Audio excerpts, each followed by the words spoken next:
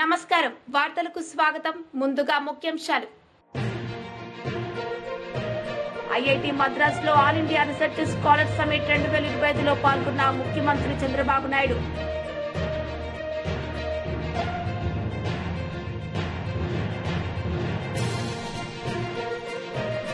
మాజీ ఎంపీ కవిత మీడియా సమావేశం పలు అంశాలపై వివరణ ఐఐటి మద్రాస్ లో all India research scholar summit 2025 లో పాల్గొన్న ముఖ్యమంత్రి చంద్రబాబు నాయుడు ఈ సందర్భంగా ఆయన ప్రసంగించారు. Really, I'm telling you, I am an optimist, but practical, not theoretical. When he came, he has seen all these things at the time, beginning of high-tech city, beginning of pharma, beginning of biotechnology, all these things. When he heard about my ideas, all these things, he said, politicians cannot talk like this. He's a mad guy. These are all impractical things he's talking. Then my opposition parties are attacking me. What are you doing? Then I can't do anything. Kept it. Then that man has become Prime Minister in Switzerland. I went to Davos. After 5 years, then he told me, he apologized me by confessing, I never expected India. Today, India is the country is moving very fast. I'm sorry for all my remarks. You can see how many years. Even in one more experience for you, Singapore PM, Goh Chang Tan, he came. And then we are traveling, I used to say all these things, high-tech city, what is my future plan, Cyberabad, and biotechnology, all these things. Then he told me, you are talking all these things, future. Is it practical or can India will reach? India can achieve. Then I said very emphatically, yes, India is going to achieve. Then he told me, let us see. I am not confident. He became senior minister in Singapore government. After PM, there is a provision for them. I went to Singapore because I love that country always. Then he told me, you told all these things I didn't believe. Now everything is happening. I am proud of Indians.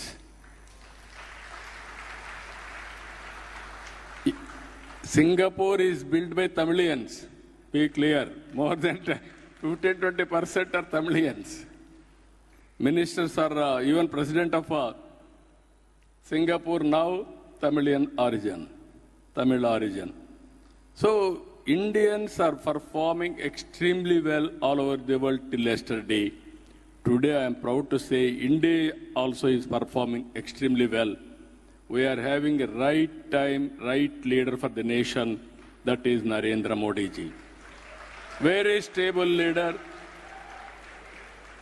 consistent policies for the 11 years. Now, we are growing at the rate of 6 to 7%, but India is capable of growing double digit. 14 to 19, we are able to grow 13.5%. Today, I am planning to grow at the rate of 15% by using technology in a big way. If we can produce double-digit growth 5 years, then country also will follow. This year, our growth rate is 12.05. I am confident next year we will grow at the rate of 15%. It is possible. So what I wanted to impress upon you, we are having certain plans.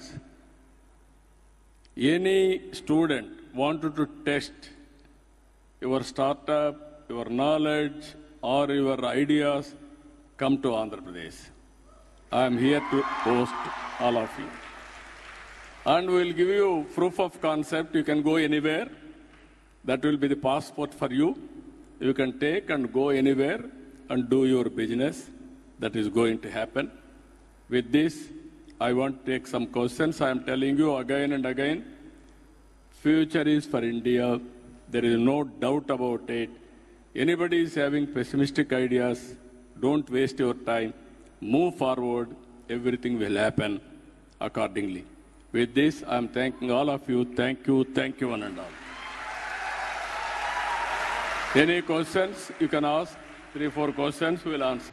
మాజీ MP కవిత media సమావేశం నిర్వహించారు. ఈ సందర్భంగా ఆమె మాట్లాడారు. ఉంటాయి వీటన్నిటిలో కూడా చాలా సక్సెస్ఫుల్గా ఈసారి బీఆర్ఎస్ పార్టీ మండలి సభ్యులందరం కూడా చాలా చురుకుగా పాల్గొనడం జరిగింది.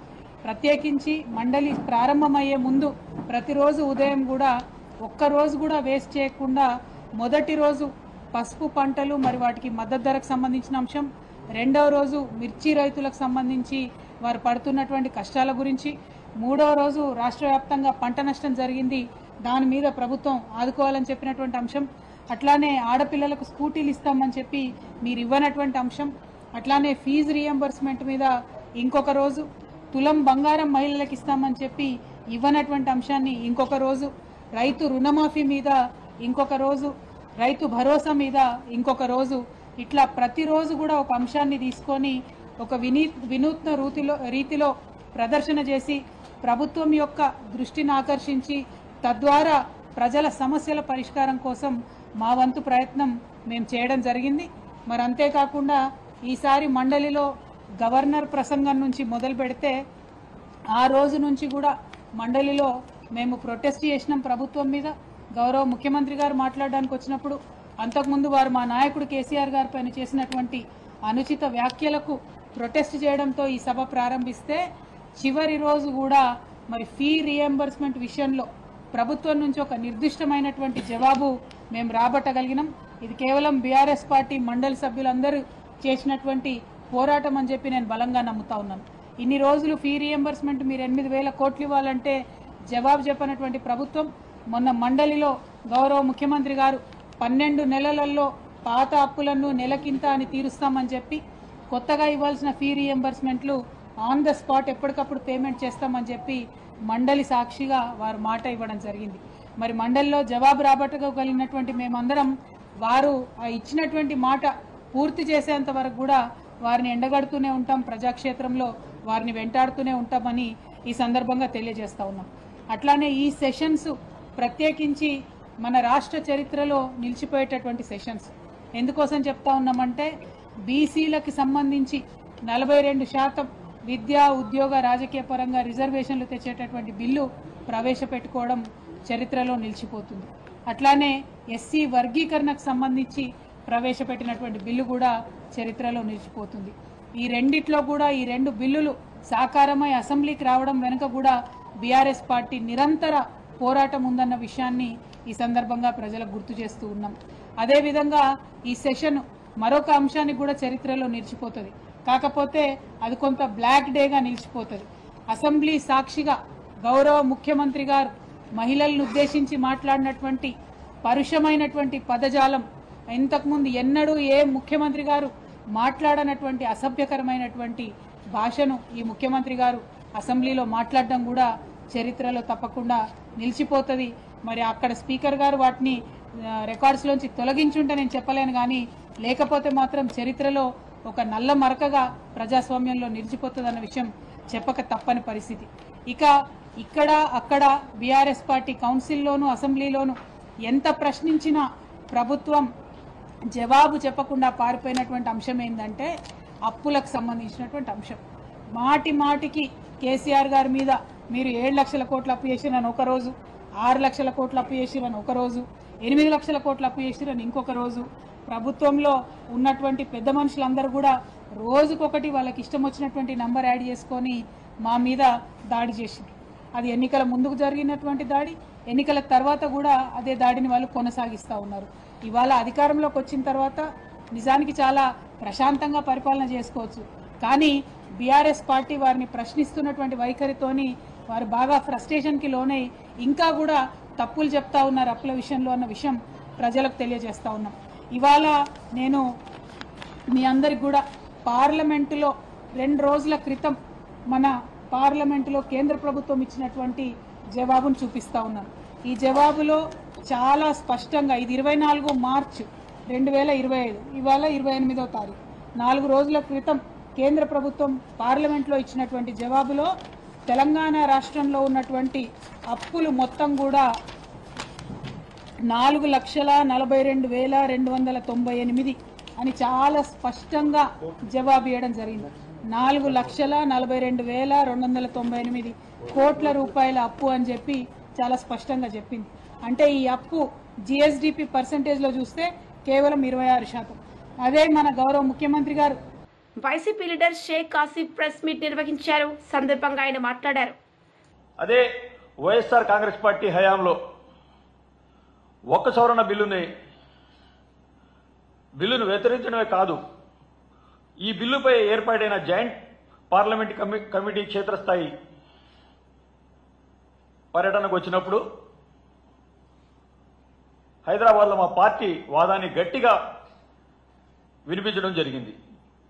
ఈ విషయంలో టీడీపీ ఆడుతున్న డబుల్ గేమ్ని ముస్లింస్ అందరూ గమనిస్తున్నారు. అలాగే ఒక్కాస్తు భూములను సంబంధించిన కలెక్టర్కి అథారిటీ ఇవ్వాలని, కానీ నిజానికి వక్ భూములకు సంబంధించి ఇప్పటికే వక్ ట్రిబ్యునల్ ఉంది. ఆ ట్రిబ్యునల్ను బలహీనపరచలాగా కేంద్రం ప్రతిపాదిస్తుంది. వక్ బోర్డు సవరణ బిల్లు ఉంది. ఆ బిల్లుకు సంబంధిత చట్టబద్ధత లభిస్తే ముస్లిం సమాజం తీవ్రంగా ఇబ్బందులు పడుతుంది. దీన్ని బట్టి ముస్లిం సమాజం మొత్తం అర్థం చేసుకోవాల్సిన అవసరం ఉంది. అదే విషయాన్ని పార్లమెంటు జాయింట్ కమిటీకి స్పష్టంగా రాతపూర్వకంగా తెలియజేయడం జరిగింది. ఇంకా వక్ బోర్డు సవరణ బిల్లును వ్యతిరేకించాలని మా పార్టీ అధ్యక్షుడు వైఎస్ జగన్మోహన్ రెడ్డి గారు పలుమార్లు మా పార్టీ ఎంపీలకు, నాయకులకు దిశానిర్దేశం చేశారు. ఈ దిశలోనే పార్లమెంటు ఉభయ సభల్లో వైఎస్ఆర్సీపీ ప్రతినిధులు వక్ బోర్డు సవరణ బిల్లును వ్యతిరేకిస్తూ తమ వాదాన్ని గట్టిగా వినిపించారు. అలాగే చంద్రబాబు నాయుడు 2 నాలుకల ధోరణి, చంద్రబాబు నాయుడు గారి వైఖరి, ఆ పార్టీ తీరు చూస్తే ఘోరంగా ఉంది. వారు ఈ బిల్లు విషయంలో దొంత వైఖరిని అవలంబిస్తున్నారు. నిజానికి టీడీపీ మద్దతు మీదే కేంద్రం ఆధారపడి ఉంది. అందుకే టీడీపీ పార్లమెంట్లో ఆ బిల్లుని వ్యతిరేకించి ఉంటే ఆ విషయం జేపీసీ వరకు వచ్చేది కాదు. ఇక్కడ మీరందరూ గ్రహించాల్సి ఉంది. జేపీసీ దాకా వచ్చిందంటే తెలుగుదేశం పార్లమెంట్లో అక్కడ మద్దతు తెలుపుతూ రాష్ట్రానికి వచ్చేటప్పటికి మాకేమీ తెలియదు అని 2 నాలుకల ధోరణి వినిపిస్తున్నారు చంద్రబాబు నాయుడు గారు. బిల్లుకు మద్దతుగా అక్కడ మద్దతు ఇస్తూ ఇక్కడ నాటకాలు ఆడుతున్నారు. నిన్న ఇఫ్తార్ విందులో కూడా తాను ఒక్కాస్తులను పరిరక్షిస్తాను, ఒక్కాస్తులను కాపాడుతానని చెప్పేసి నిన్న ఇఫ్తార్ విందులో చెప్పడం జరిగింది. ఏ విధంగా ఒక్కాస్తులను కాపాడుతానని చెప్తున్నారు ఆయన? ఒక పక్కన పార్లమెంట్లో నేను బిల్లుకి మద్దతు పలుకుతాను అని చెప్పడం, ఇక్కడ రాష్ట్రంలో వచ్చి నేను మీకు ఒక్కాస్తులను కాపాడుతాను, ముస్లిం మైనార్టీలకి నేను అండగా ఉంటాను అని చెప్పడం, అది కేవలం ఒక చంద్రబాబు నాయుడు గారి వల్లే సాధ్యమవుద్ది. అలాగే ముస్లిం మైనార్టీ రిజర్వేషన్ కల్పించడమే కాకుండా వారి పిల్లలకి పూర్తి ఫీజు రిమెంబర్షన్ అమలు చేయడం జరిగింది. పార్టీ పదవుల్లో కాకుండా రాజకీయ సాధకారితతో కూడా ముస్లింలకు తగిన ప్రాధాన్యత వైఎస్ఆర్ కాంగ్రెస్ పార్టీ ఇవ్వడం జరిగింది. 2019 ఎన్నికల్లో 4 మైనార్టీలను ఎమ్మెల్యేలుగా గెలిపించడమే కాకుండా 4 ఎమ్మెల్సీ స్థానాలు, అలాగే ఒక మైనార్టీ అంజద్ బాషా గారికి ఉప ముఖ్యమంత్రి కూడా ఇవ్వడం జరిగింది. వైఎస్ఆర్సీపీ ప్రభుత్వంలో 58 నెలల కాలంలో ముస్లిం మైనార్టీలకు వివిధ పథకాల కింద నేరుగా బటన్ నొక్కి వారి ఖాతాలో జమ చేసిన ఘనత గౌరవ మాజీ ముఖ్యమంత్రి వైఎస్ జగన్మోహన్ రెడ్డి గారికి దక్కుతుంది.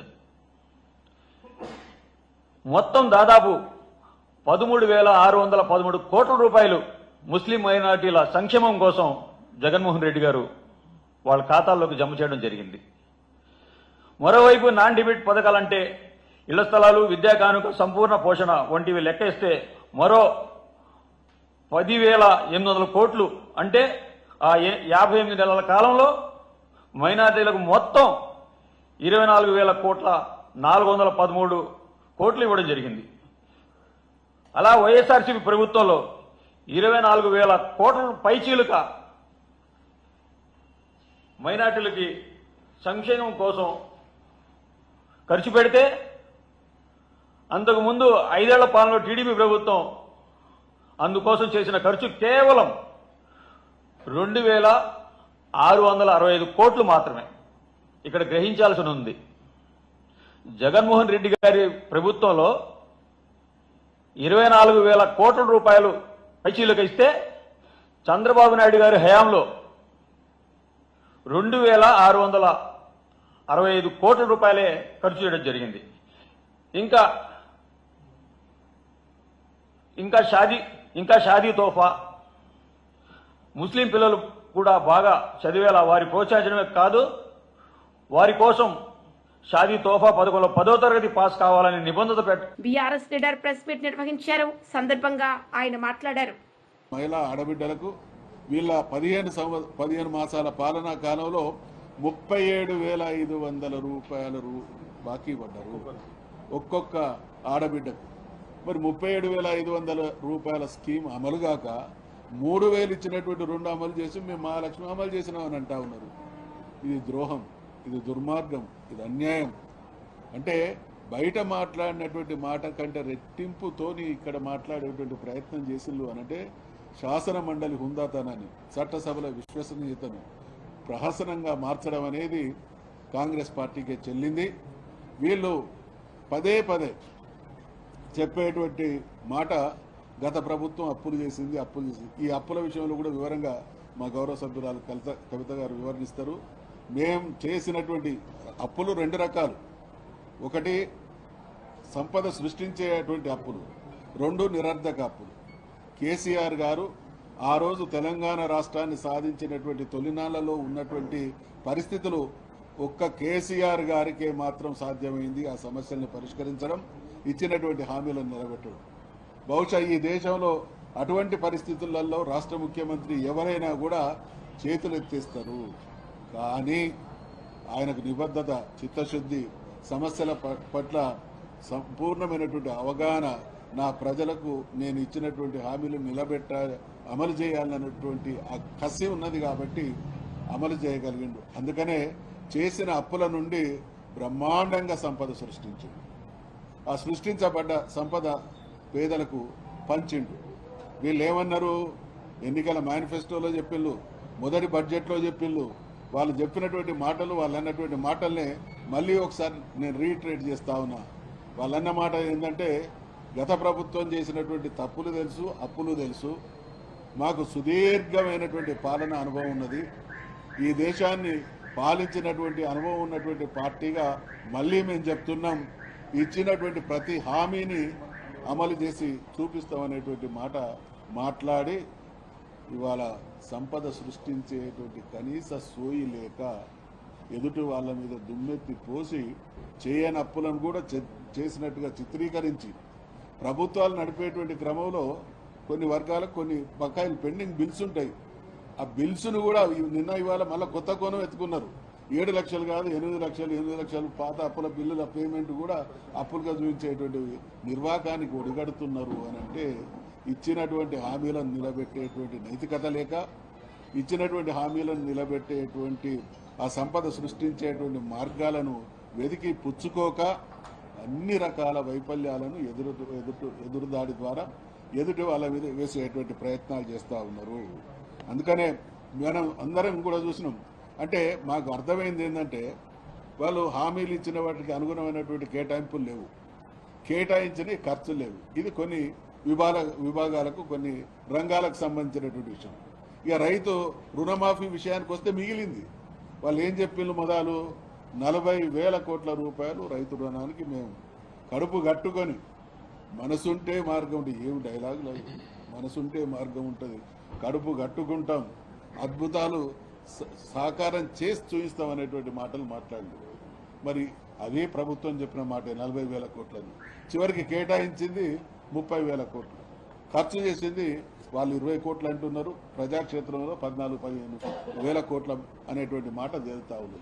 అంటే 30,000 కోట్లు కేటాయించింది 20,000 కోట్లకే పరిమితం చేసిందంటే 10,000 కోట్ల రూపాయల మోసం చేసిండు రైతాంగానికి. ఈ రకంగా అడుగడుగున వంచనతో శాసన మండలి సమావేశాలు సాగినటువంటి సందర్భంగా చాలా 10 రోజులు మాత్రమే. ఇవాళ మేము తెలంగాణ రాష్ట్ర సమితి బీఆర్ఎస్ కేసీఆర్ నాయకత్వం అంటే మేము ప్రజల్ని నమ్ముకొని రాజకీయం చేసినటువంటి పార్టీ. డెఫినెట్గా అవకాశం వస్తే సభల ద్వారా కూడా న్యాయం చేసే ప్రయత్నం చేస్తాం. సభల ద్వారా పాలన చేసి న్యాయం చేసినటువంటి చరిత్ర కూడా మా పార్టీకి, మా నాయకుడికి ఉన్నది. మరి ఇవాళ ఈ 10 రోజుల మండలి సమావేశాల్లో వార్తలు ముగించే ముందు ముఖ్యాంశాలు మరోసారి. ఐఐటి మద్రాస్ లో all India research scholar summit 2025లో పాల్గొన్న ముఖ్యమంత్రి చంద్రబాబు నాయుడు.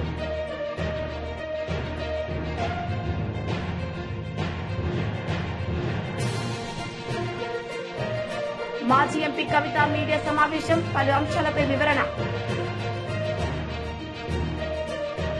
ఈ వార్తలు ఇంతటితో సమాప్తం. తిరిగి ప్రసారమయ్యే వార్తల్లో మళ్ళీ కలుద్దాం. అంతవరకు సెలవు. నమస్తే.